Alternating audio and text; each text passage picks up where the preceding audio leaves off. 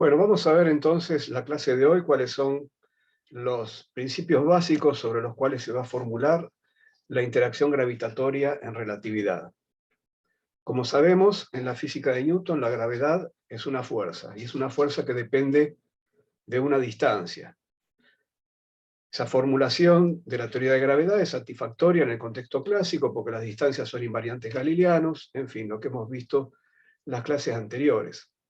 Pero en el contexto de la relatividad especial, cuya interacción paradigmática es la electromagnética, esa formulación clásica de la gravitación no encaja.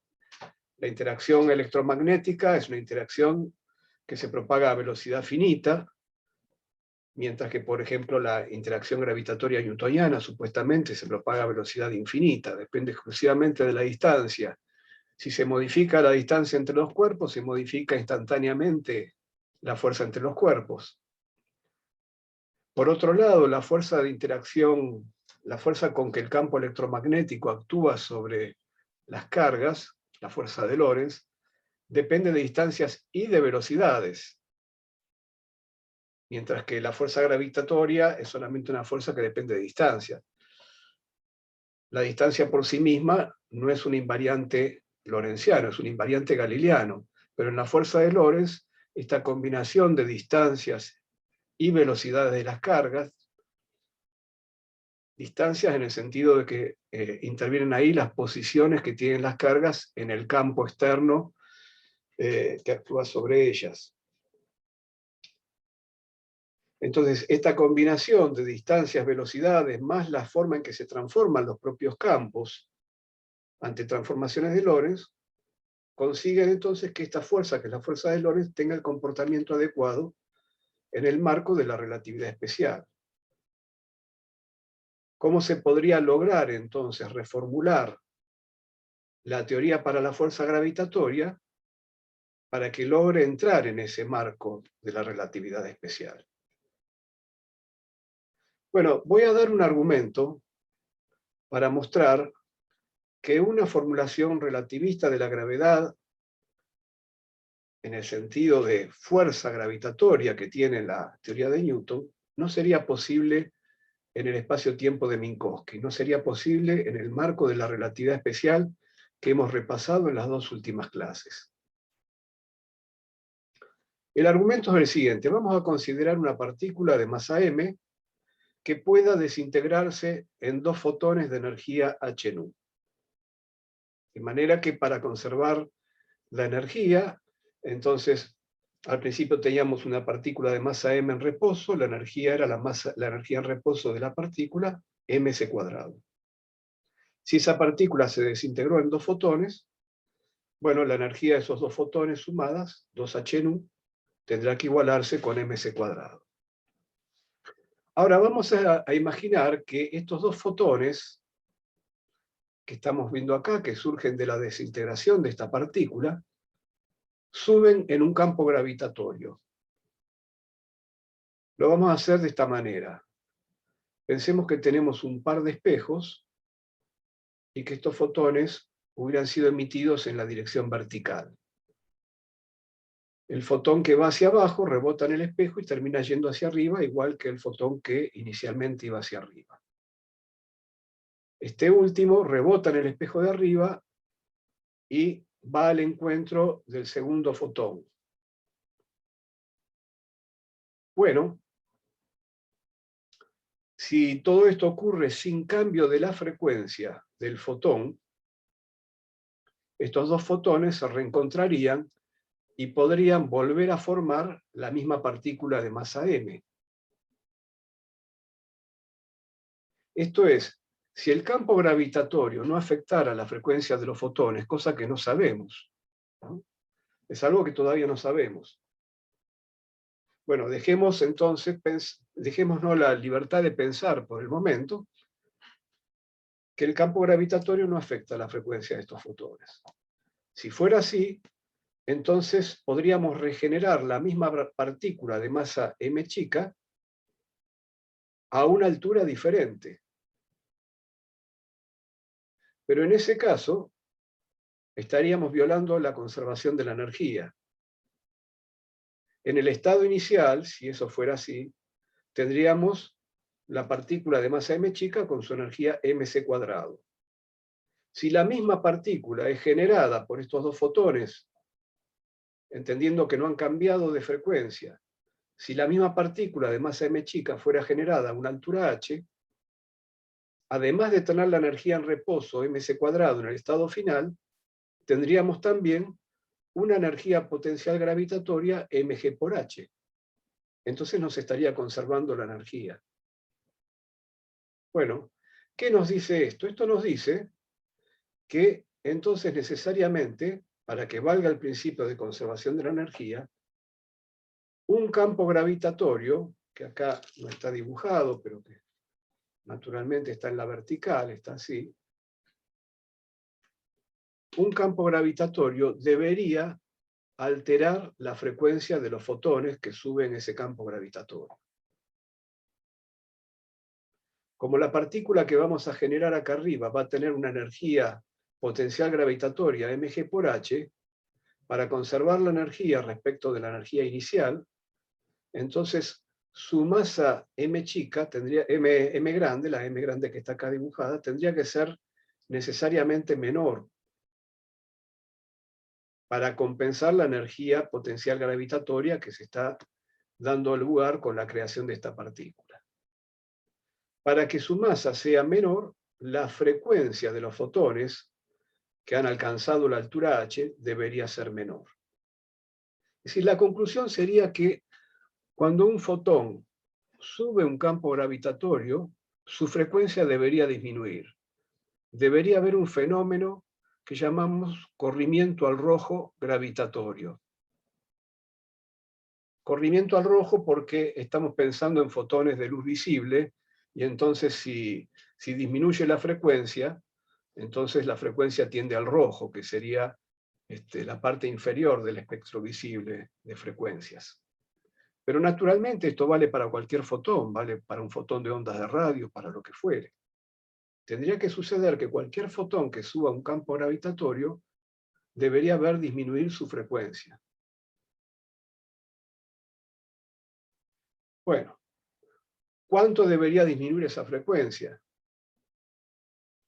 La segunda partícula, la partícula que es creada por los dos fotones, cuya energía en reposo va a ser mc², m grande c²,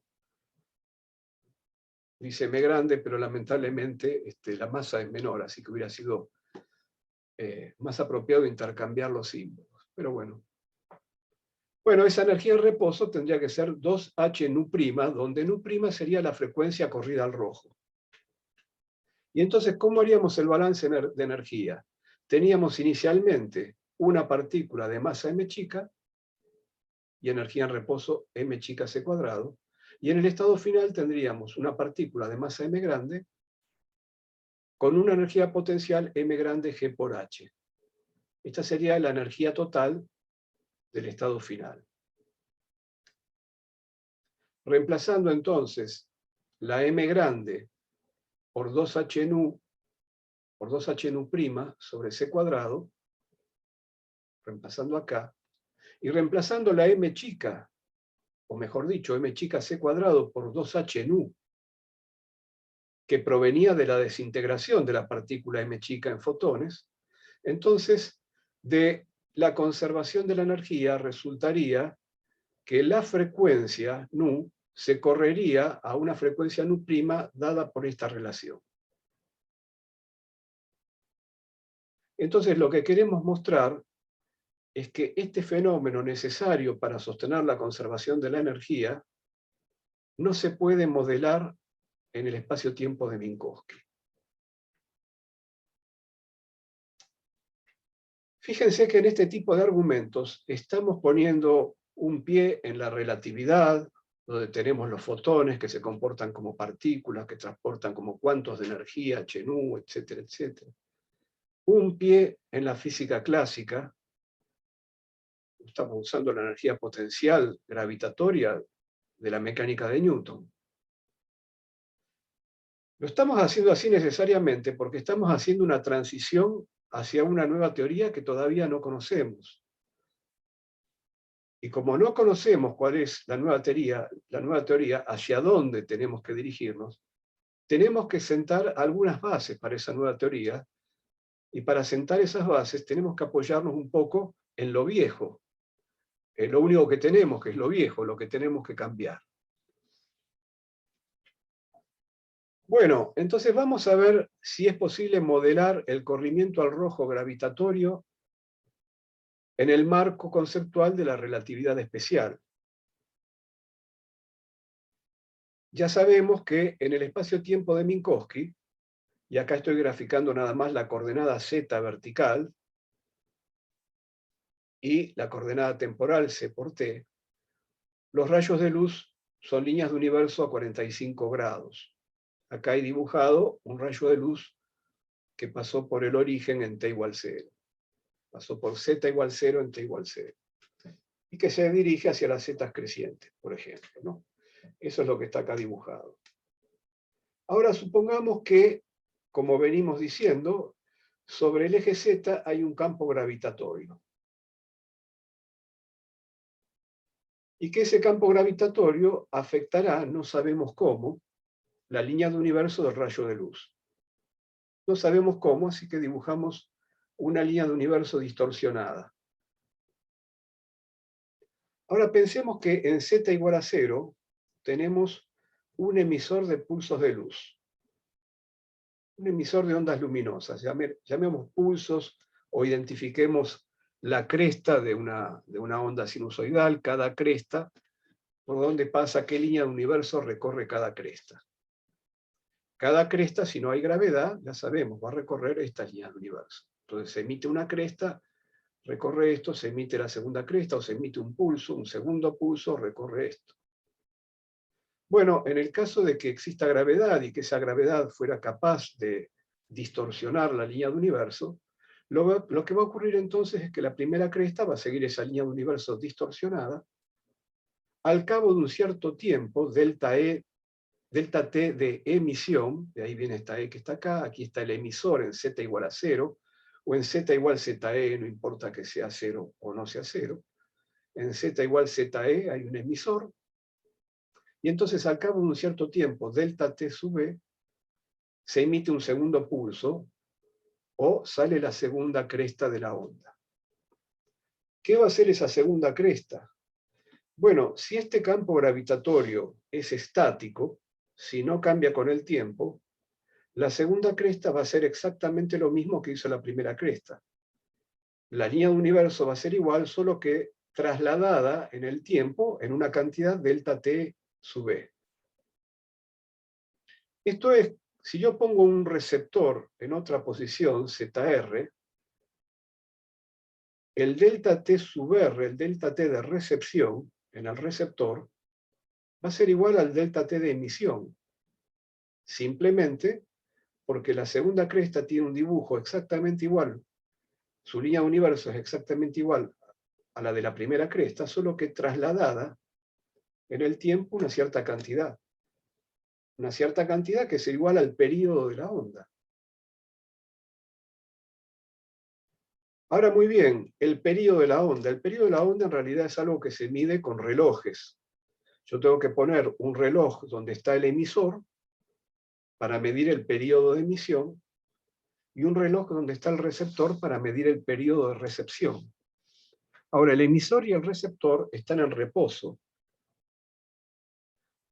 Entonces, el reloj que está asociado al emisor está en reposo en nuestro sistema de referencia, y como bien sabemos ya, los relojes miden tiempo propio, pero si un reloj está en reposo en un sistema de referencia, ese tiempo propio, lo que marca el reloj, coincide con el tiempo coordenado. Lo que muestra esta figura es que los tiempos coordenados de emisión y de recepción son iguales. Y como los relojes asociados al emisor y al receptor están en reposo en el sistema de referencia, van a medir tiempo coordenado. Conclusión, el período de emisión va a ser igual al período de recepción. Y no hay ningún corrimiento al rojo. Períodos iguales son frecuencias iguales. Entonces, intentamos poner en el marco de la relatividad especial, cuya geometría está predeterminada, la geometría del espacio-tiempo de Minkowski, y eso tiene consecuencias para las marchas de relojes, para lo que entendemos el tiempo como tiempo propio, etc. Intentamos poner un campo gravitatorio, decimos, no sabemos qué le hace el campo gravitatorio a la línea universo de la luz, pero algo le hará. Pero luego nos damos cuenta que si el campo gravitatorio es estático, eso que le hace a la primera cresta, le hace a la segunda cresta, a la tercera, y eso lleva a la conclusión de que los periodos de recepción son iguales a los de emisión, y por lo tanto no se detecta ningún corrimiento al rojo gravitatorio. Entonces, este es el argumento por el cual la formulación de una teoría de la gravitación satisfactoria, desde el punto de vista de la relatividad, parecería no poder hacerse en el marco de la geometría de Minkowski, que es el marco de la relatividad especial.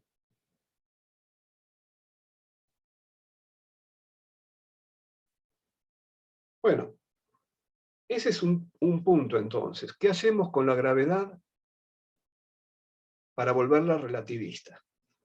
La gravedad y el electromagnetismo eran las dos fuerzas fundamentales de la naturaleza a principios del siglo XX. Todavía no se conocían las fuerzas del mundo subatómico. Entonces, bueno, de esas dos fuerzas fundamentales, la fuerza electromagnética, la interacción electromagnética, ya estaba dentro del marco relativista, estaba por nacimiento. Era relativista por nacimiento. La relatividad se hizo para que el electromagnetismo encajara en el principio de relatividad, y entonces eso obligó a cambiar las transformaciones de Galileo por las de Lorentz. Pero se nos salió del marco entonces la gravedad, y queremos volver a meter la gravedad dentro del marco, ahora sujeto a las condiciones de la relatividad, a las condiciones que marcaban las transformaciones de Lorentz. Así que ese es uno de los problemas que quedaba por resolver. Otro problema interesante, que existe tanto para la física clásica como para la relatividad especial, es la cuestión de por qué son privilegiados los sistemas inerciales. Entonces, bueno, la primera ley de Newton, que sigue siendo válida en relatividad especial, que es el principio de inercia, afirma que una partícula libre de fuerzas realiza un movimiento rectilíneo y uniforme. Está claro que un movimiento rectilíneo y uniforme en un sistema de referencia no lo es en otro sistema de referencia arbitrario. Si yo salto a un sistema de referencia arbitrario, ese movimiento rectilíneo y uniforme se va a deformar. Nosotros sabemos que si un movimiento es rectilíneo y uniforme en un sistema de referencia, lo será en todo otro sistema de referencia que se traslade uniformemente respecto del primero. Entonces, habrá una familia de sistemas de referencia, no todos ellos, una familia, que es la familia que llamamos de los sistemas de referencia inerciales, donde es válido el principio de inercia, y lo mismo ocurre con las demás leyes fundamentales de la mecánica de Newton. Y cuando pasamos a la mecánica relativista, lo mismo. La mecánica relativista está hecha para funcionar ante transformaciones de Lorentz, pero las transformaciones de Lorentz nuevamente son transformaciones entre sistemas de referencia que se trasladan uniformemente unos respecto de los otros.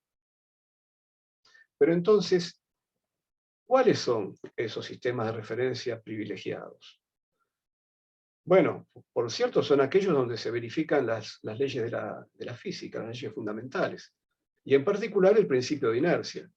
Así que si yo veo que el principio de inercia se satisface en un cierto laboratorio, puedo estar tranquilo de que ese laboratorio es inercial. Ocurre que eso no es del todo satisfactorio, porque para saber si el principio de inercia se satisface en mi laboratorio, yo tendría que observar una partícula libre de fuerzas y ver si se mueve efectivamente con movimiento rectilíneo y uniforme. ¿Y cómo estoy seguro que una partícula está libre de fuerzas? De hecho, la mecánica de Newton admite la existencia de fuerzas a distancia. Entonces, verdaderamente, decir que la partícula está libre, bueno, es un inconveniente ahí como para asegurarme de que un sistema de referencia sea inercial o no. En la práctica adoptamos sistemas de referencia como inerciales simplemente porque verificamos que las leyes de la física o de la mecánica se cumplen en buena aproximación. Por ejemplo, un laboratorio fija la Tierra para un conjunto de experimentos es aceptablemente inercial. Para otros no, podemos descubrir que aparecen efectos inerciales, efectos de centrífugos, de Coriolis, etc., debido a que la Tierra está rotando. Pero entonces, ¿cuáles son los sistemas inerciales? Bueno, Newton era consciente de todo esto, no es que no lo fuera. Pero él resolvía la cuestión de esta manera. Decía, los laboratorios inerciales son aquellos que se trasladan uniformemente respecto del espacio absoluto. Y la aceleración de la que hablamos en la segunda ley es la aceleración absoluta, la aceleración respecto del espacio absoluto. Que por otra parte, como es un invariante galileano, entonces también va a ser la aceleración en cualquier otro sistema de referencia que se traslade uniformemente respecto del espacio absoluto. Es decir, va a ser la misma aceleración en cualquier laboratorio inercial. Bueno, pero ¿qué es esto del espacio absoluto? ¿Podemos detectar si nos estamos moviendo o no respecto del espacio absoluto? Bueno, Newton admitía que el movimiento absoluto es indetectable, solo es detectable el movimiento relativo. Precisamente el hecho de que el movimiento absoluto es indetectable es la esencia del principio de relatividad. De todos los laboratorios inerciales que yo tengo disponibles, no hay uno que sea mejor, el que esté en reposo absoluto. Son todos equivalentes. Pero Newton consideraba que, no obstante, el concepto de espacio absoluto era un concepto válido, en el sentido de que había efectos físicos que se podían verificar, por ejemplo, cuando uno rotaba respecto del espacio absoluto. La rotación, el estado de movimiento respecto del espacio absoluto no es detectable. Si yo me traslado uniformemente respecto del espacio absoluto, no me voy a dar cuenta. Pero si yo roto respecto del espacio absoluto, eso tiene consecuencias físicas, decía Newton. Y lo demostraba de esta manera. Si yo tengo un balde suspendido de una soga y dejo que el agua se aquiete, voy a ver que el agua adopta una superficie, que la superficie del agua adopta una forma horizontal, una forma de plano horizontal.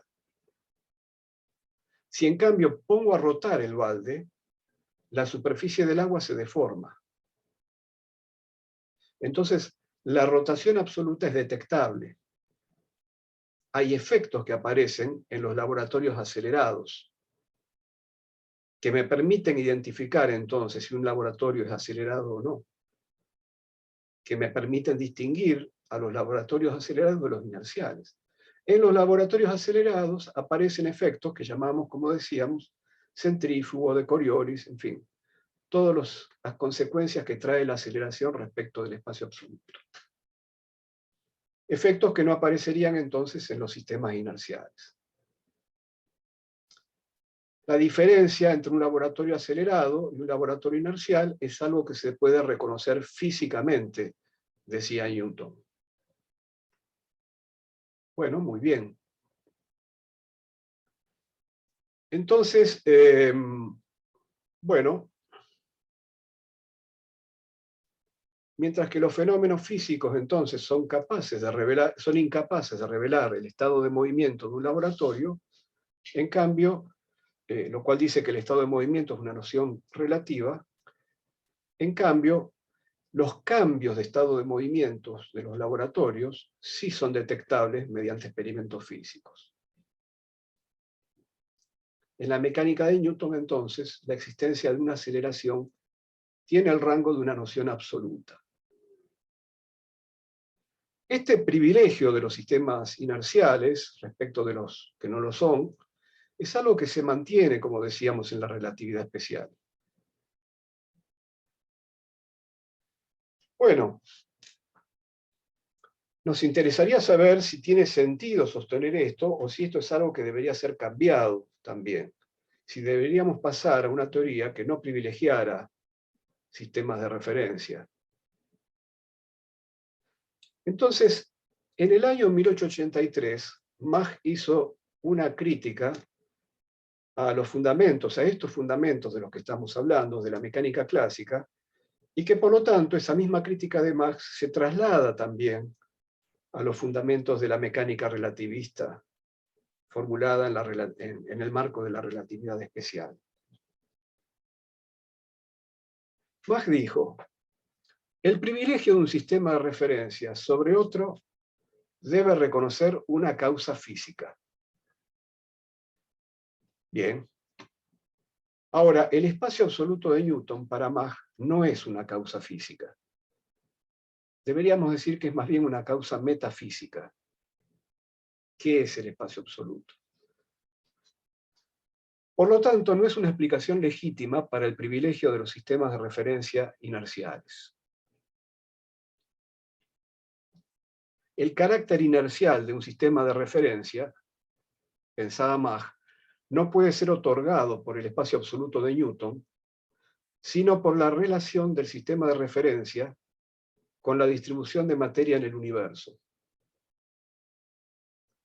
Un sistema inercial debería ser aquel que no está en rotación no con respecto al espacio absoluto, sino aquel que no está en rotación respecto de las estrellas fijas, de las estrellas lejanas, y que se trasladara uniformemente respecto del centro de masa del universo. Eso es lo que para Mach debería ser el carácter inercial de un laboratorio. Un carácter otorgado por cómo se mueve ese laboratorio respecto del resto del universo. Es la distribución de materia del universo lo que le otorga ese carácter privilegiado.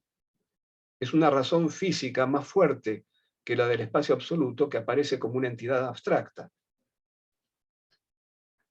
Y para reforzar esta idea, Mach dice: si el espacio estuviese vacío, si el universo estuviese vacío de materia, no habría manera de privilegiar un sistema de referencia respecto de otro. Bueno, pero entonces está el balde de Newton. Si ya Newton nos había convencido de que el movimiento absoluto, la aceleración absoluta, la rotación absoluta, en el caso del balde, era algo detectable por razones físicas, porque se veía cómo se deformaba el agua. Bueno, para Mach, lo que el balde de Newton revelaba no era la rotación absoluta, no era la rotación respecto del espacio absoluto, sino que revelaba la rotación del balde respecto del resto del universo. Y entonces Mach decía que no sabemos cuál sería el comportamiento de la superficie del agua si el resto del universo no existiese. No tenemos la posibilidad de hacer ese experimento. Tal vez si el resto del universo no existiese, aunque hagamos rotar el balde, la superficie del agua quedaría sin inmutarse. O, dicho al revés, tampoco sabemos cuál sería el comportamiento de la superficie del agua si el balde en sí mismo, si la masa del balde, si el balde fuera lo suficientemente grueso como para competir con el resto del universo. Entonces, si yo hago rotar el balde y el balde tuviera una masa enorme, ¿qué sería más importante para el comportamiento de la superficie del agua? ¿Que el agua está rotando respecto del resto del universo o que no está rotando respecto del balde? Por supuesto, siempre tenemos que esperar que el movimiento del agua se estabilice, ¿no? Digamos, por viscosidad se termine estabilizando y bueno, acompaña el movimiento del balde. Y entonces, bueno, ahí se daría este dilema. Cuando se estabiliza, ¿se va a deformar porque está rotando respecto del universo? O si la masa del balde fuera muy importante, tanto más que porque está cerca del agua, en ese caso, podría caber la posibilidad, podría ser imaginable, ¿por qué no?, que directamente dominara la masa del balde y como el agua está acompañando al balde, no está rotando respecto del balde, podría ser que quedara plana. Esa fue la crítica de Mach a la mecánica de Newton y a esta idea de que la rotación absoluta es detectable. De que hay algo, una entidad metafísica llamada el espacio absoluto, a la cual referir la rotación absoluta. Bueno, Mach no resolvió esta cuestión, solamente la planteó, no es que reformuló la mecánica, hizo intentos, pero fueron intentos bastante ingenuos de reformular la mecánica para atender, para superar esta crítica. Pero esta crítica de Mach del año 1883 fue muy importante para el pensamiento de Einstein, impactó mucho en Einstein, a tal punto que Einstein bautizó como principio de Mach esta idea de que los efectos inerciales sobre un sistema físico, como el efecto centrífugo y los demás, provienen en realidad de la relación entre el sistema físico y el resto del universo. Esta idea es verdaderamente uno de los disparadores de la relatividad general, que va a ser la teoría relativista del campo gravitatorio.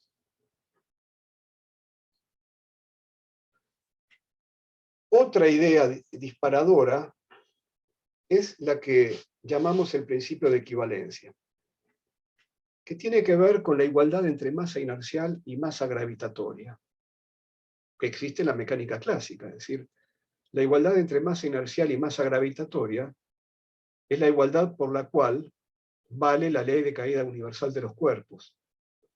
Esto es que todos los cuerpos caen con la misma aceleración.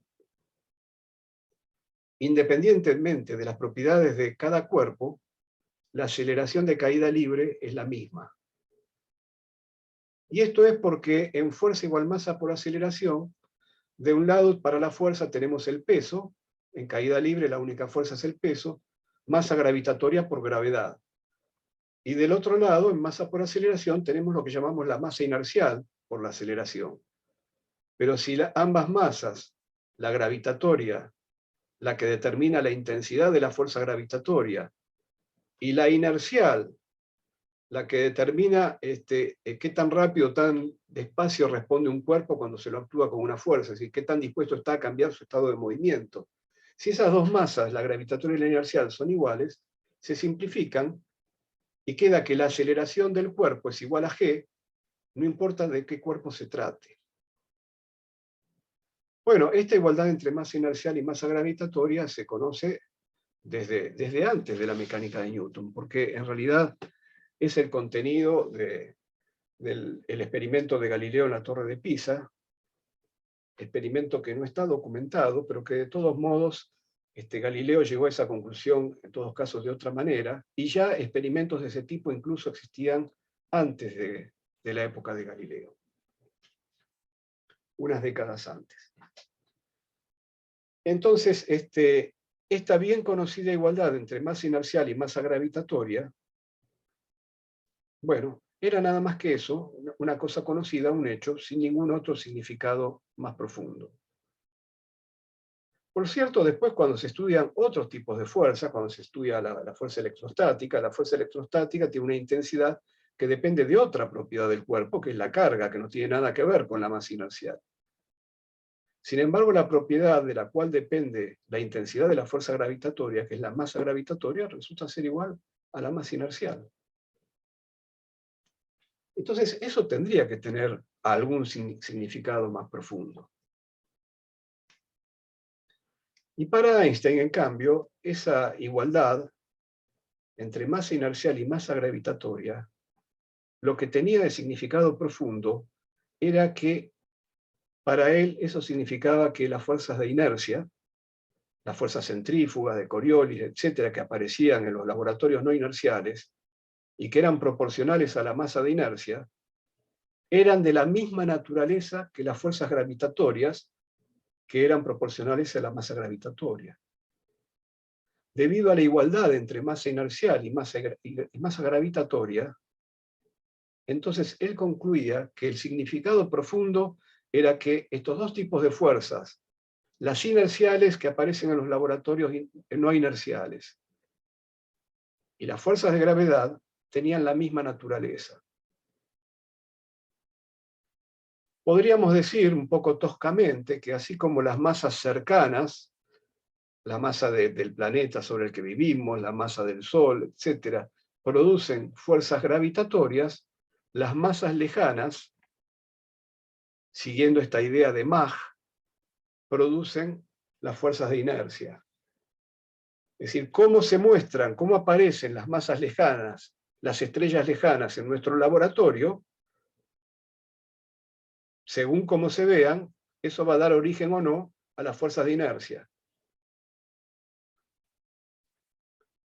Bueno, muy bien. Entonces, lo que esto significaba para Einstein es que no deberíamos hablar de fuerzas gravitatorias por un lado y de fuerzas de inercia por el otro. Si son del mismo tipo, deberíamos hablar de una única interacción gravitatorio-inercial.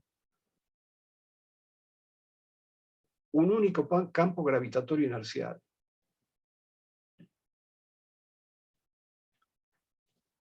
Y bueno, si eso es así, el problema que habíamos dejado pendiente de cómo formular la gravedad en un marco relativista, se nos mezcla con el mismo problema de por qué son privilegiados los sistemas de referencia, que llamamos inerciales. Finalmente todo es el mismo problema, porque los efectos que aparecen en los laboratorios no inerciales son análogos a los efectos gravitatorios. Si sabemos formular relativísticamente el campo gravitatorio, automáticamente vamos a poder responder la otra pregunta. Y todo esto guiado por la crítica de Mach. Bueno, siguiendo entonces con las consecuencias de esta igualdad entre masa inercial y masa gravitatoria, Einstein decide elevar ese concepto, esa idea, a la categoría de principio. Lo llama el principio de equivalencia. Vamos a empezar llamándolo el principio de equivalencia débil, porque después vamos a pasar a otro principio de equivalencia un poco más general. Y entonces en este principio de equivalencia débil lo que estamos afirmando es que la trayectoria espacio-temporal de una partícula libremente gravitante, en caída libre, si no actuada por otra fuerza más que la de la gravedad, no depende más que de las condiciones iniciales. Claro, si yo cambio las condiciones iniciales, por cierto, la trayectoria va a ser diferente, pero a igualdad de condiciones iniciales, la trayectoria espacio-temporal, la línea de universo, es la misma, no importa de qué partícula se trate, porque no depende de las propiedades de la partícula. Entonces, una consecuencia, y es lo que veníamos diciendo hace un rato, de esta igualdad entre masa inercial y masa gravitatoria, es la imposibilidad de distinguir localmente, y esta es una palabra importante para lo que sigue, un laboratorio acelerado de un laboratorio inercial que estuviese en presencia de un campo gravitatorio. Vamos a ver.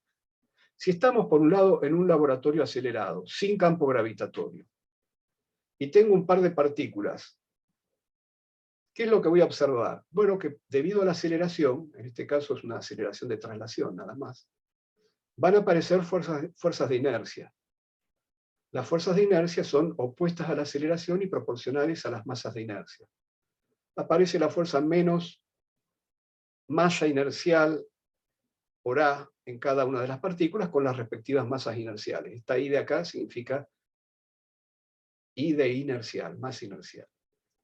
Si en cambio, en lugar de estar en un laboratorio acelerado, estuviéramos en un laboratorio de los que Newton llamaría inerciales, pero en presencia de un campo gravitatorio, ¿qué ocurriría con estas mismas dos partículas?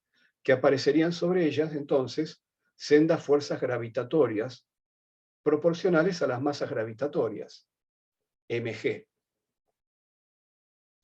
Como estas masas gravitatorias son iguales a las inerciales, yo no podría distinguir entre estar en un laboratorio de los que Newton llama inercial y en presencia de un campo gravitatorio G, o estar en un laboratorio no inercial sin campo gravitatorio, pero con una aceleración igual a menos g. Si la aceleración es igual a menos g, entonces g es para abajo, la aceleración es para arriba.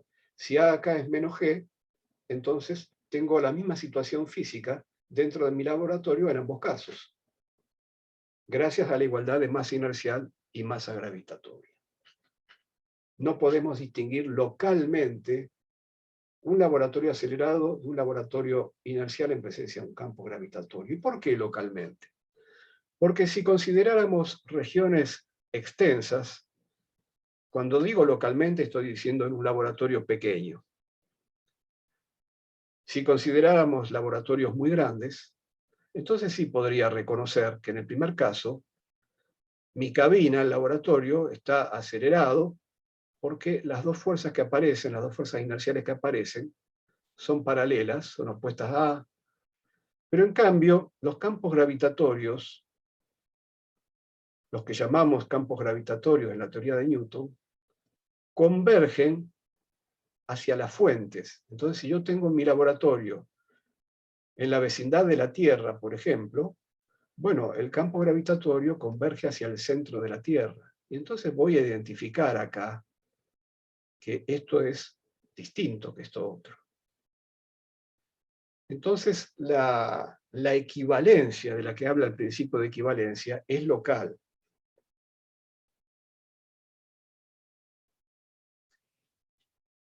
Podríamos decir incluso que no solo es local en el espacio, que es lo que estamos viendo acá, sino que es local en el tiempo. Si yo tuviera un laboratorio muy chiquito, pero dejara transcurrir un tiempo grande y observara la caída de los cuerpos, también vería el efecto de esta convergencia, porque la distancia entre los cuerpos se achicaría.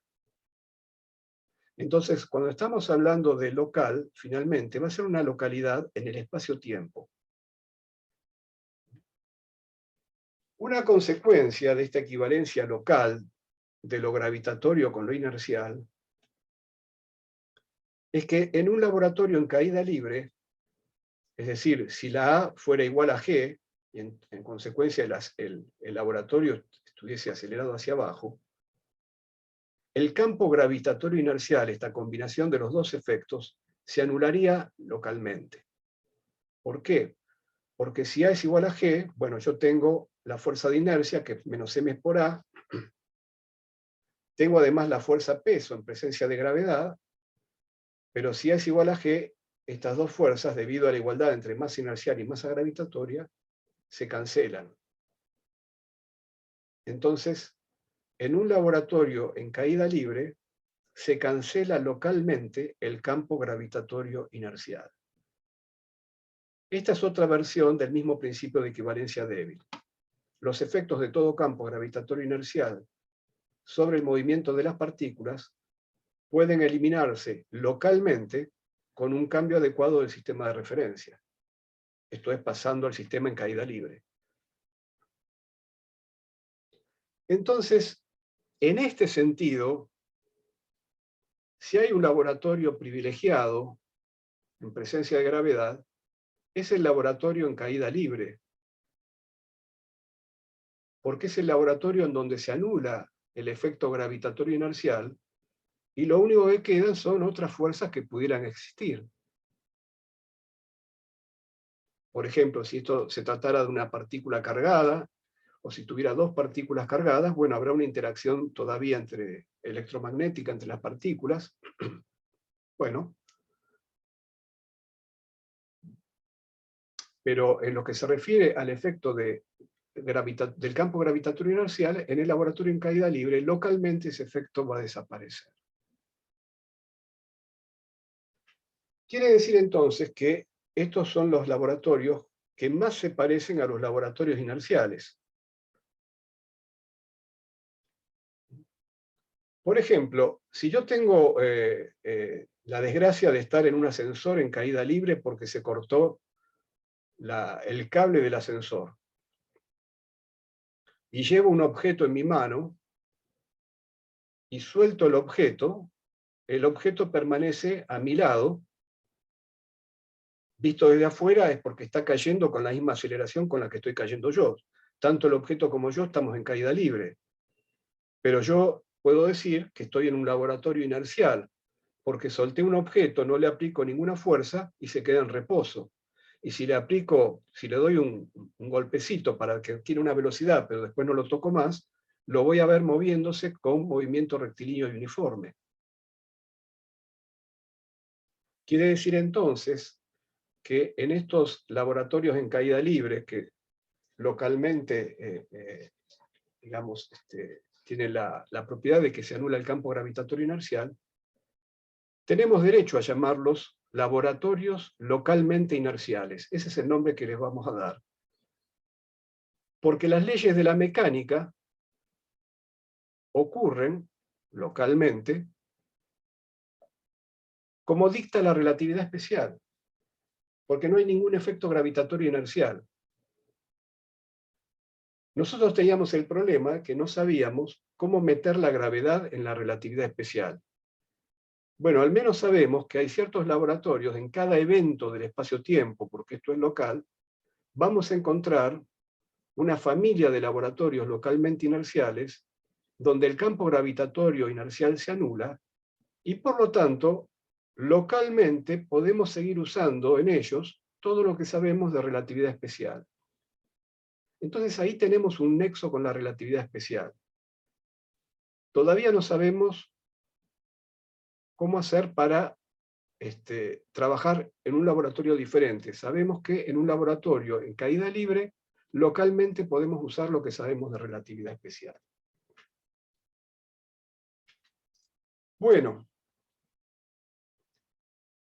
Einstein pensó que este principio de equivalencia, en el cual hasta aquí nos hemos referido solamente a cuestiones de la mecánica, a partículas que tenían masa inercial y masa gravitatoria, pero que esas dos masas eran iguales, y de ahí surge este principio de equivalencia débil. Einstein pensó que ese principio de equivalencia podría ser extendido a cualquier otro fenómeno para el cual tuviésemos una formulación en el marco de la relatividad especial, no solo a fenómenos de la mecánica. Concretamente, él estaba pensando en los fenómenos electromagnéticos, y en particular en los fenómenos ópticos. Entonces, nosotros sabemos cómo funciona el electromagnetismo en relatividad especial.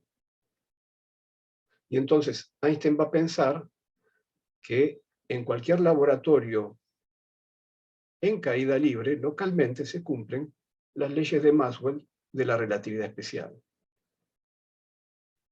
Esto quiere decir que, así como si yo soltaba el cuerpo que llevaba conmigo en mi ascensor en caída libre, soltaba el cuerpo y lo veía quedarse en el lugar como si estuviese en un laboratorio inercial, lo mismo sucedería si en vez de hacer un experimento mecánico como ese, hiciera un experimento usando rayos de luz.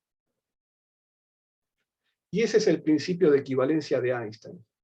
Los efectos del campo gravitatorio inercial pueden eliminarse localmente cambiando un sistema de referencia adecuado, que es el sistema en caída libre, donde las leyes de la física tienen la forma que conocemos en relatividad especial. Ya está hablando de las leyes de la física en general, está englobando al electromagnetismo.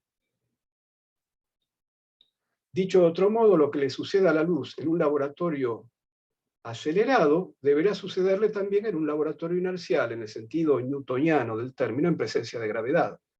Es decir, si quisiéramos saber qué le pasa a la luz en presencia de gravedad, por ejemplo,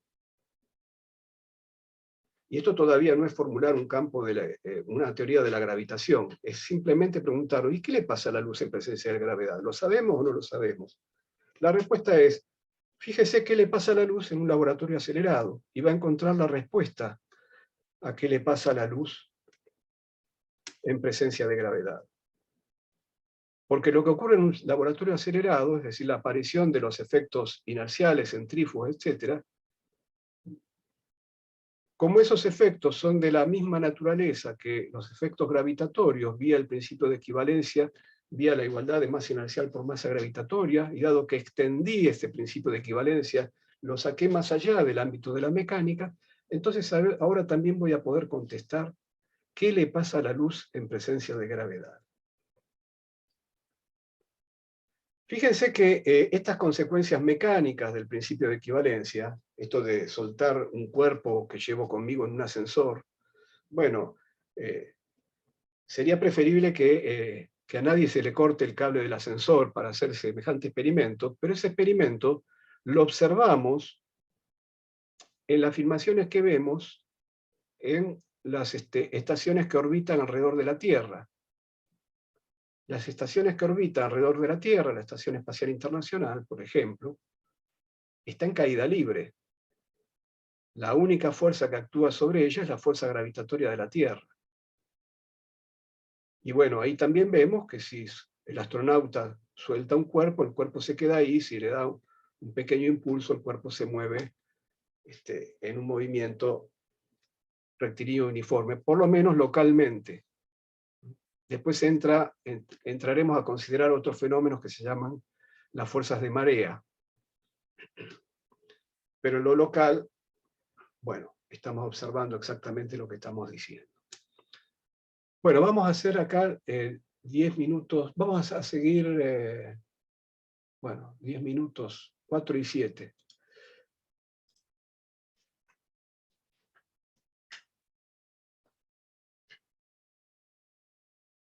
Entonces,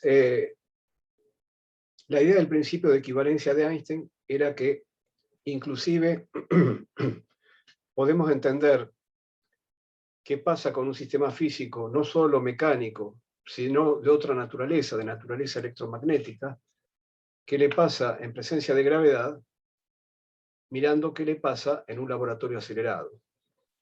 Es decir, usando lo que conocemos hasta aquí y razonando en un laboratorio acelerado. En particular, si yo miro la propagación rectilínea de un rayo de luz, en ausencia de gravedad, pero si la miro en un laboratorio acelerado, lo que voy a ver es que si el rayo de luz entró al laboratorio por el punto A, supongamos que acá hay una ventana en A, como el laboratorio, mientras la luz se propaga dentro del laboratorio, asciende aceleradamente, entonces el rayo de luz va a salir por una ventana en B más abajo, describiendo una trayectoria curvada. Si el laboratorio ascendiera a velocidad constante, tendríamos lo que llamamos la aberración de la luz. En vez que la dirección del rayo, en vez de verse horizontal, se verá inclinada, pero seguirá siendo una trayectoria rectilínea, simplemente una composición de movimientos y ya está. Pero si el desplazamiento del laboratorio es acelerado, la trayectoria descrita por el rayo de luz va a ser curvada para ir desde A hasta B, porque el laboratorio se mueve cada vez con más velocidad. Entonces, de acuerdo al principio de equivalencia de Einstein, si en lugar de estar en un laboratorio acelerado, estuviésemos en un laboratorio de los que Newton llama inerciales, pero en presencia de gravedad, tendríamos que ver la misma trayectoria curvada. Es decir, en presencia de gravedad la luz se deflecta, no viaja en línea recta. La luz gravita.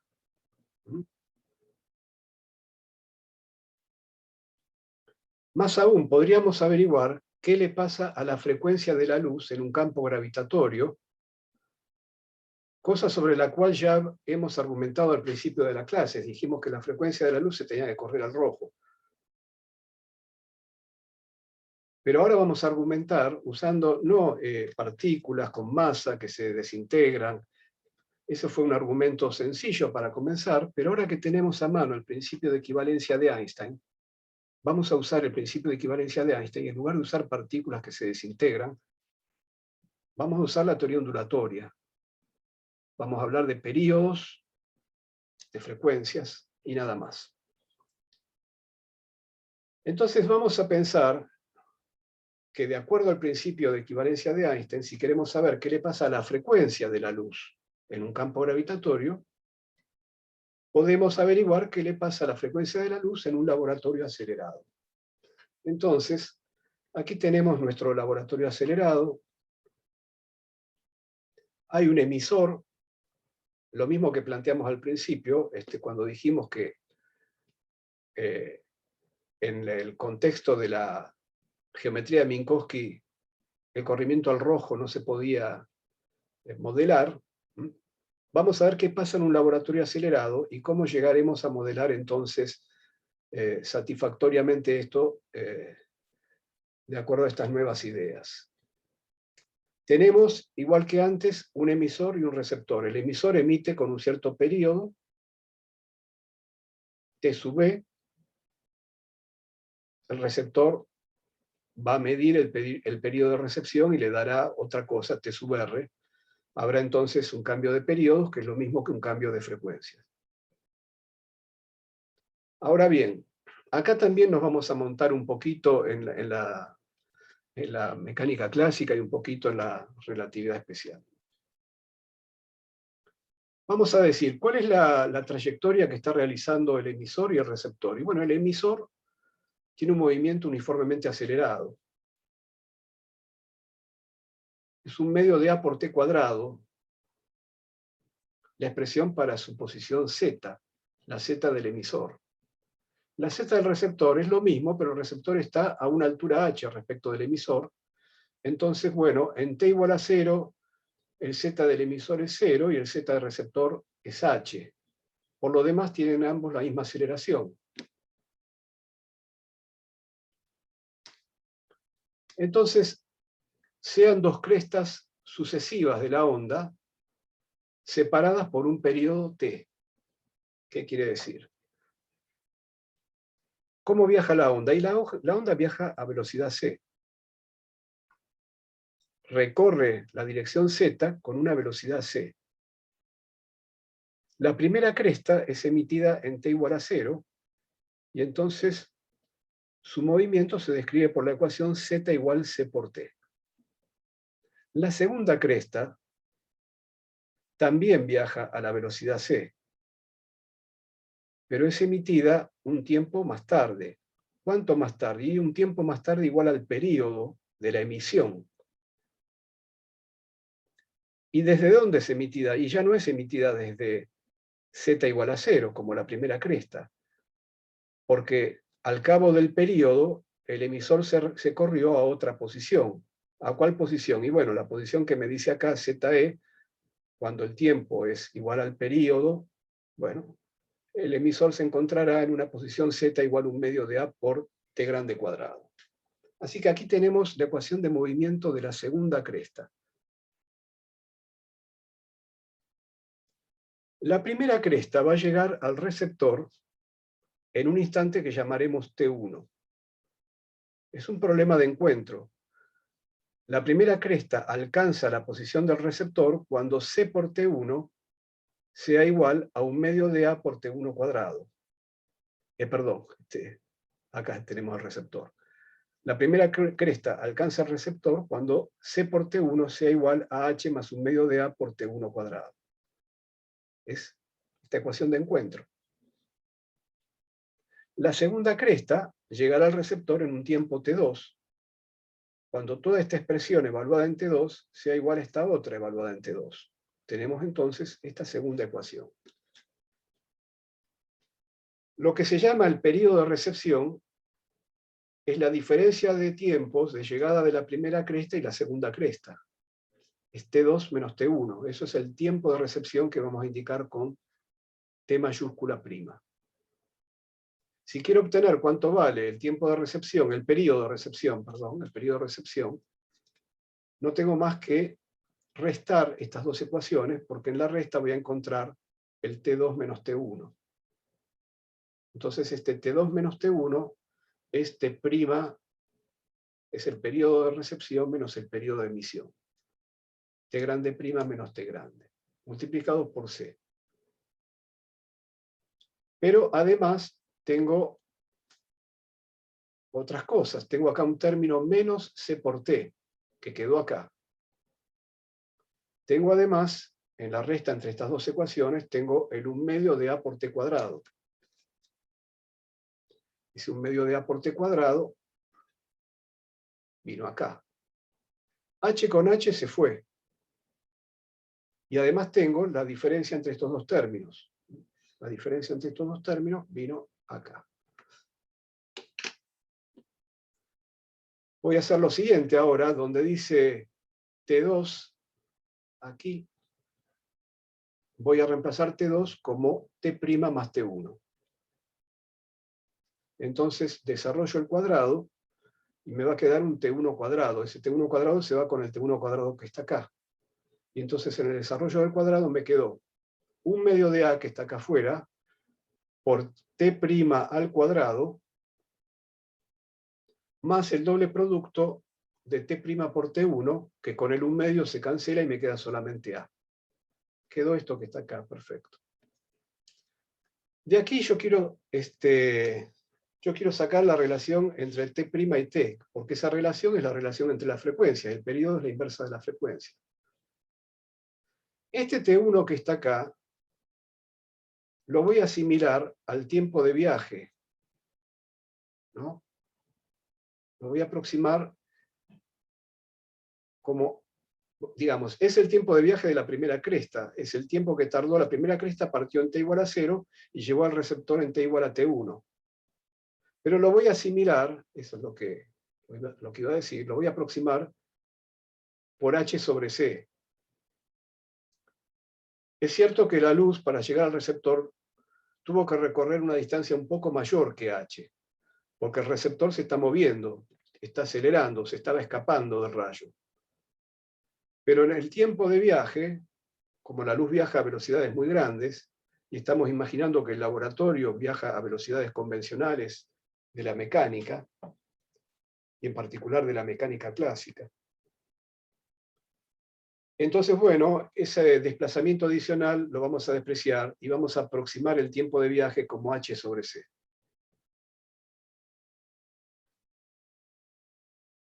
En otras palabras, H es mucho mayor que la longitud. Bueno, no, esto de que H es mucho mayor que la longitud de onda nos va a servir para, además, despreciar los periodos T y T' frente al tiempo de viaje.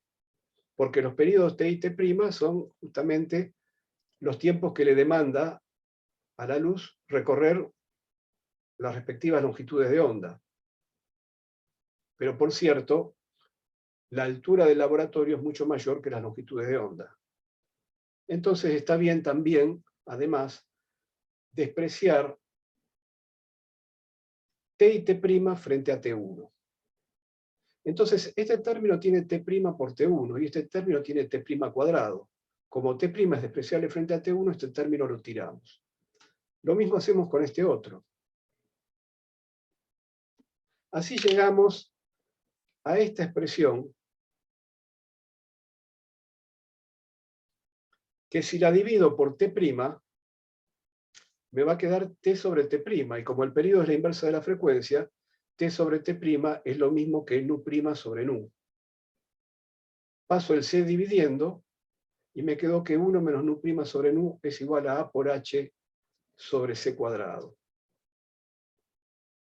Entonces, esto es lo que le ocurre a la frecuencia cuando se la mide con receptores y emisores fijos en un laboratorio acelerado.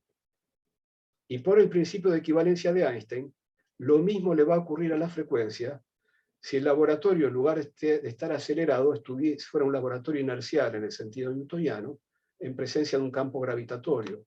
Solo que en lugar de A tendríamos G, la gravedad. Esta es la misma ecuación del corrimiento al rojo gravitatorio que habíamos obtenido al comienzo de la clase. Me estoy refiriendo a esta ecuación que está acá, que si pasamos, bueno, el nu para este lado, en fin, si la reacomodamos un poco, simplificamos el 2 y la constante de Planck, finalmente queda lo mismo que acabamos de ver. Entonces es notable que usando solamente elementos que vienen de la teoría ondulatoria de la luz, que es lo que estamos haciendo acá, y valiéndonos del principio de equivalencia de Einstein, lleguemos al mismo resultado que habíamos obtenido usando otro tipo de conceptos, usando partículas, energías en reposo de partículas, etc. Energía potencial gravitatoria de las partículas. Entonces, bueno, esta es la expresión del corrimiento al rojo gravitatorio. G por H en particular es la diferencia de potencial gravitatorio. Acá estoy hablando de potencial y no de energía potencial, de la misma manera que lo hacemos en electrostática, cuando distinguimos la energía potencial electrostática del potencial electrostático. Ahí la diferencia es la carga eléctrica, la carga que está, el valor de la carga que está en ese campo electrostático externo. Bueno, acá es la masa. En lugar de tener mg por h, cuando hablamos del potencial gravitatorio, nos liberamos de la masa o de lo que fuere que esté en ese campo, y hablamos solamente del campo. Entonces, phi es g por h. Entonces, cualquier teoría del campo gravitatorio que vayamos a construir, y todavía no sabemos cómo va a ser esa teoría, pero cualquier teoría va a tener que tener este fenómeno del corrimiento al rojo gravitatorio, va a tener que ser capaz de modelar este corrimiento al rojo gravitatorio. Es importante saber que este corrimiento al rojo gravitatorio fue medido ya en 1960, en el campo gravitatorio terrestre. Se hizo con una altura h de 22 metros, se hizo en un edificio. Si ustedes hacen la cuenta de cuánto da esto para el valor de G en la superficie de la Tierra, para h de 22 metros, con el enorme valor que tiene c cuadrado, el corrimiento al rojo gravitatorio es algo que diríamos a primera vista indetectable, imposible detectar de esta manera sobre la Tierra con 22 metros de altura de diferencia. Es más, ese corrimiento es del orden de magnitud del tamaño natural de las líneas de emisión de los átomos. Sin embargo, este experimento fue lo suficientemente preciso, vía una técnica particular que se usó, que es muy interesante que ustedes averigüen cómo se hizo, porque realmente fue una técnica experimental notable, que incluía un movimiento relativo entre el emisor y el receptor para producir cierta resonancia, en fin. Esto se midió en 1960, así que no es simplemente una especulación que surge del principio de equivalencia de Einstein. Es algo ya físicamente establecido. Por supuesto, la teoría de gravedad de Einstein, la relatividad general, es de 1915, no se basó en este hecho experimental, pero bueno, este hecho está experimentalmente verificado.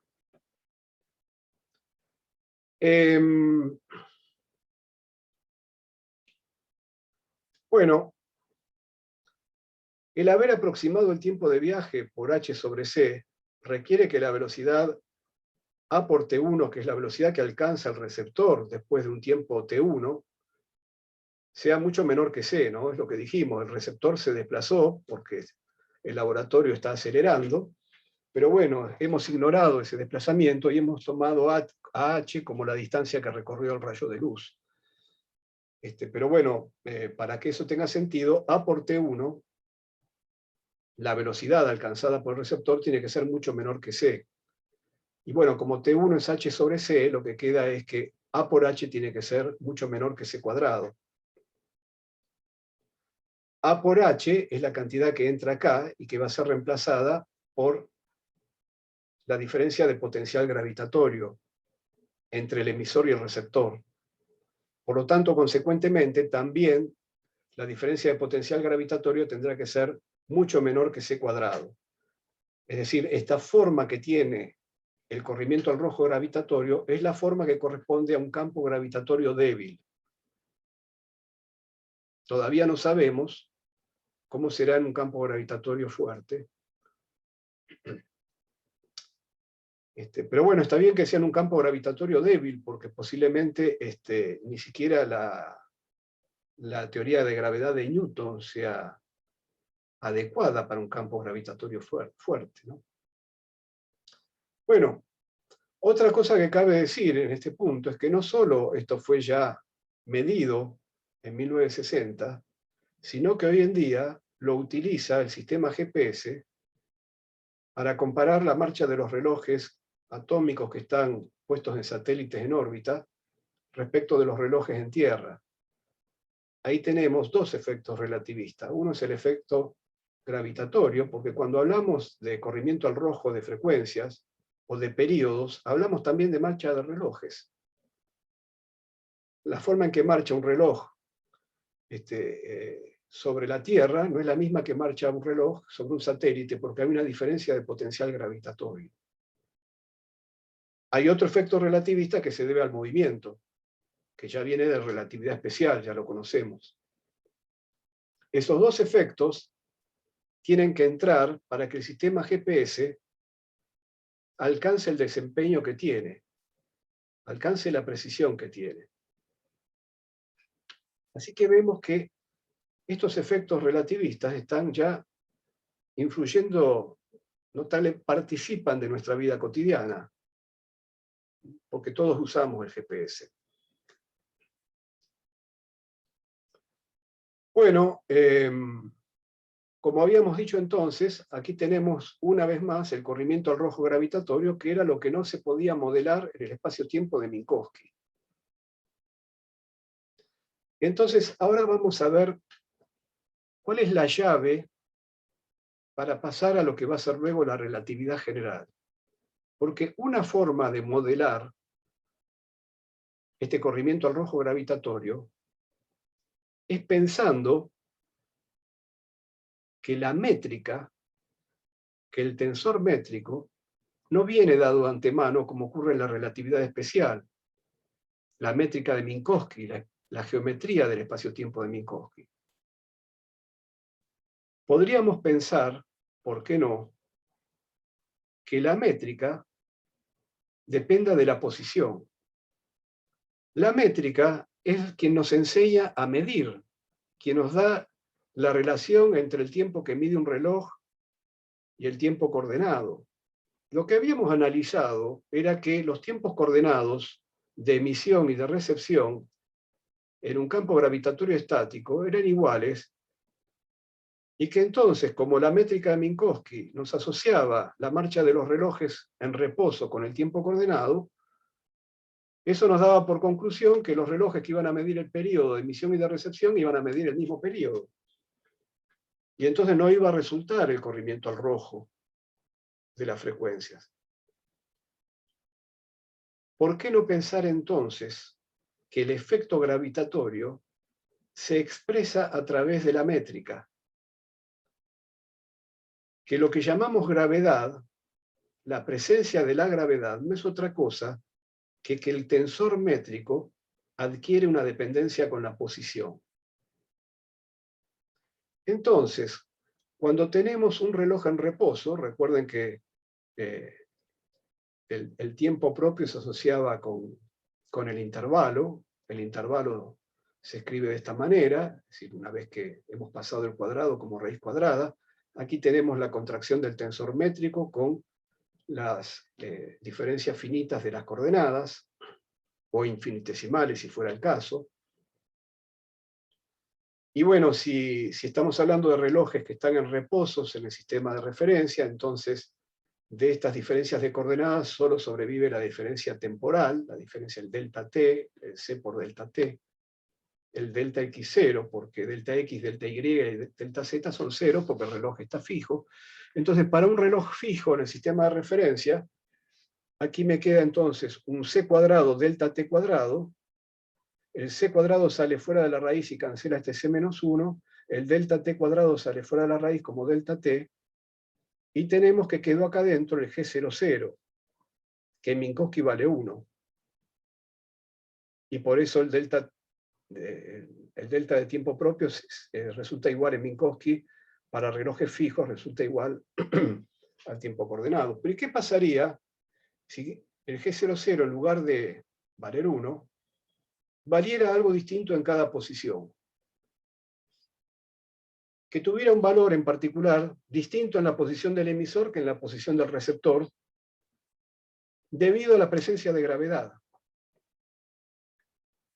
Entonces, para el reloj que mide el tiempo de emisión, el periodo de emisión, tendríamos que usar que lo que mide el reloj es igual a la raíz de G00 en la posición del emisor por el delta t coordenado en la posición del emisor.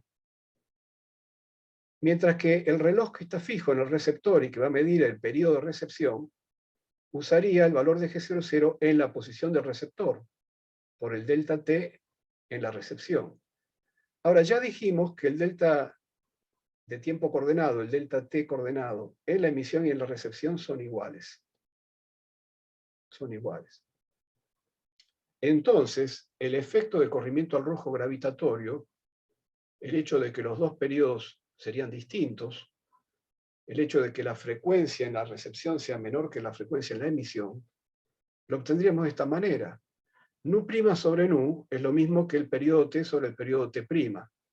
El periodo t es un tiempo propio medido en la emisión, que es igual a la raíz de G00 en la posición de emisión por el delta t de emisión, y el periodo t' es un tiempo propio medido en la recepción. Delta t de emisión, delta t de recepción se simplifican, y lo que queda es este cociente.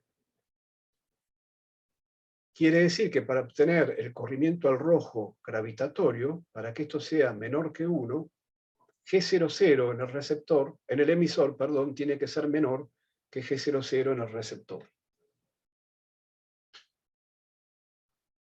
Bueno, en particular, como de este corrimiento al rojo, lo único que conocemos es esta expresión válida para campo débil, esto significa que en esa misma aproximación de campo débil, el G00 se tiene que expresar de esta manera, donde phi es el potencial gravitatorio en cada lugar. ¿Por qué? Porque, bueno, si yo reemplazo esta expresión aquí adentro, y entiendo que estoy en campo débil, y entonces que el módulo de phi es mucho menor que c cuadrado, bueno, la raíz de 1 más algo que es muy pequeño, lo puedo aproximar, como siempre, como sabemos, como 1 más épsilon a la alfa es igual a 1 más alfa por épsilon. Hago lo mismo acá abajo, y entonces, bueno, haciendo lo mismo con 1 más épsilon a la menos un medio, que sería entonces esta raíz que está acá dividiendo, bueno, me daría un producto de 1 más un medio por algo, con 1 menos un medio por algo. El algo por algo, como el algo es muy pequeño, el algo por algo es algo al cuadrado, lo tiro, y a primer orden me va a quedar un 1 menos una diferencia entre los dos algos, que son estos que está acá, multiplicado por un medio. Me va a quedar este resultado, y espero que se haya entendido. Si no, si esto generó alguna duda. Pero es el desarrollo en serie de Taylor a primer orden. Es decir, como yo solo conozco lo que debería dar el corrimiento al rojo en campo débil, bueno, puedo decir que en el mismo orden de aproximación, el G00 debería dar esto que está acá. Entonces ahora ya tenemos el camino trazado.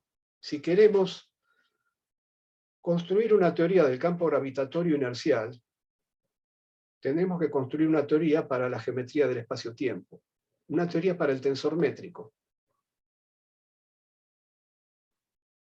donde la interacción gravitatorio-inercial ya no va a ser más visto como una fuerza entonces, va a ser visto como un efecto de la geometría.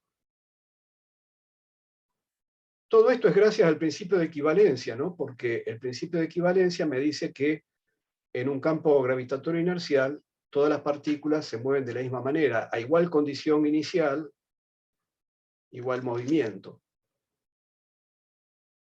Y bueno, ¿por qué esas partículas van a realizar igual movimiento? Porque lo único que van a hacer es seguir inercialmente, porque van a estar libres de fuerza, porque ya lo gravitatorio inercial no va a ser una fuerza, sino que va a ser la geometría del espacio-tiempo. Al estar libre de fuerzas, van a ser libremente gravitantes y van a seguir inercialmente la geometría del espacio-tiempo, la geometría dictada por el tensor métrico. Un planeta que da la vuelta alrededor de una estrella, o un satélite que da la vuelta alrededor de un planeta, no hace más que seguir inercialmente la geometría curva del espacio-tiempo alrededor de esa estrella o ese planeta. Como en la mecánica de Newton, las fuentes de los campos gravitatorios son las masas, bueno, ahora las masas tendrán que ser las fuentes de la geometría del espacio-tiempo. Entonces, ¿a dónde hemos llegado con el principio de Mach, el principio de equivalencia? Bueno, hemos llegado a que, bueno, lo gravitatorio y lo inercial es una sola cosa, es un solo campo que tenemos que, para el que tenemos que lograr una descripción relativista. Pero el hecho de ser un solo campo hace al mismo tiempo que esa separación que teníamos entre sistemas de referencia buenos y malos pierda significado. Si nosotros sabemos describir el campo gravitatorio inercial, bueno, podremos usar seguramente cualquier laboratorio si conocemos cómo es esa descripción. Porque es un solo campo. No es que tengo que usar los laboratorios inerciales de Newton porque si no los uso me aparecen los efectos no inerciales. No, porque yo voy a saber describir el campo gravitatorio inercial, que es uno solo. Y entonces, en algún laboratorio se mostrará como con efectos de los que llamamos centrífugos, de Coriolis, en otro laboratorio no.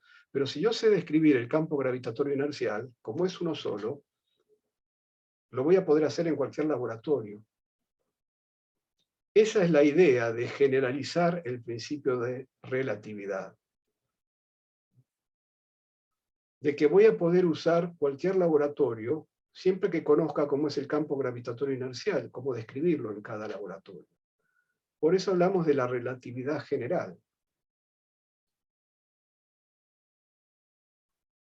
Ahora bien, en cada evento del espacio-tiempo, todavía voy a tener la posibilidad de elegir esos laboratorios que llamamos localmente inerciales, en donde el campo gravitatorio inercial se anula localmente y las leyes de la física que conocemos hasta aquí toman la forma que tienen en relatividad especial.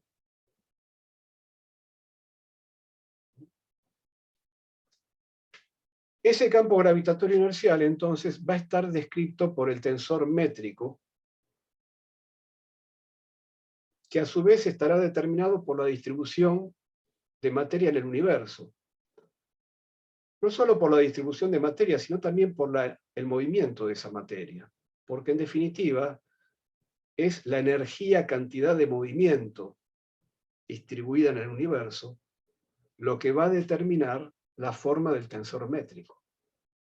Voy a necesitar leyes que me digan cómo esa distribución de energía y cantidad de movimiento determinan el tensor métrico. El tensor métrico no va a estar dado de antemano.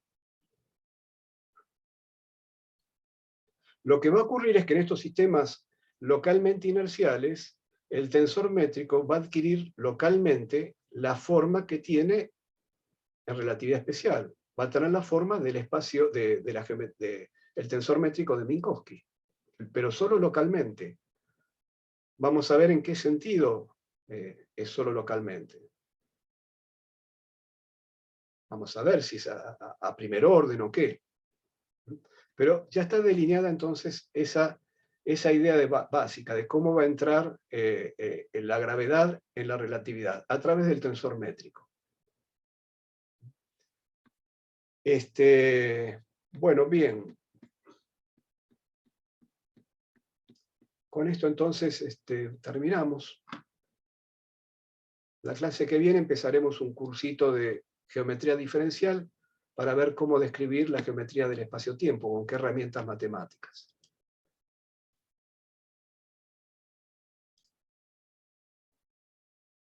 Agrego que, digamos, el tensor métrico va a entrar en todas las leyes conocidas de la física. Además de que tener que inventar las leyes que nos digan cómo el tensor métrico es determinado por la distribución de energía y cantidad de movimiento en el universo, ese tensor métrico que encontremos va a entrar en todas las leyes de la física. Y entonces, en particular, va a entrar en las leyes del electromagnetismo y me va a decir que los rayos de luz, las ondas electromagnéticas libres, no viajan en presencia de gravedad, de un campo gravitatorio inercial, no viajan en forma rectilínea, sino que se deflectan. Entonces, como vamos a poder usar el laboratorio que más nos guste, en particular uno siempre va a tratar de elegir aquel laboratorio donde el campo gravitatorio inercial, esto es el tensor métrico, adquiere la forma más simple posible. Localmente, esa forma más simple se adquiere en el laboratorio en caída libre, pero solo localmente. Pero el campo gravitatorio inercial va a estar presente, es decir, va a afectar a todos los fenómenos físicos, como dice el principio de equivalencia de Einstein, porque va a estar presente en las leyes físicas de todos esos fenómenos físicos. Así como está presente el tensor métrico de Minkowski, pero en lugar de él va a estar el tensor métrico determinado por la distribución y cantidad de movimiento de materia en el universo. Bien. Final entonces.